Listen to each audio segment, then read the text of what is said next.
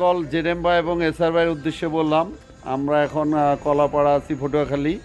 তা আমি দুইবারকে শপথ করাচ্ছি যে এইটা আমি কালকের থেকে যেখানে যাওয়া পাবো, আমি যদি ফেক ভিজিট ফেক মেমো পাই এসপিআরওতে যা বাস্তবে যা, আমি আজকে কলাপাড়া ভিজিট করে দেখাইছি যেখানে যাচ্ছে অর্ডার হচ্ছে, কিন্তু আমাদের যেখানে যাওয়ার কথা শুধু সেখানে যাইতে হবে।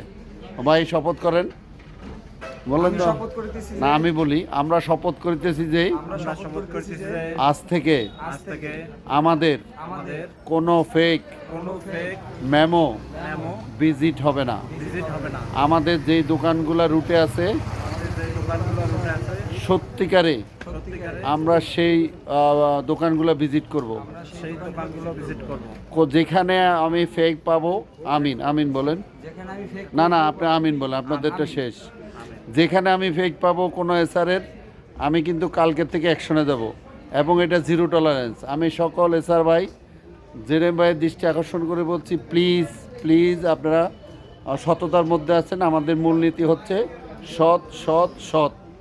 এইটা দয়া করে আপনারা সবাই প্র্যাকটিস করা শুরু করেন আজকে থেকে। আগে যা ভুল করছেন আল্লাহর কাছে তোবা করেন, ভগবানের কাছে তো ক্ষমা চান, সে আজকে থেকে শুরু করেন। থ্যাংক ইউ সবাইকে। আশা করি সবাই আমরা টিম হিসাবে কাজ করব, আমরা সবাই উইন করব ইনশাআল্লাহ।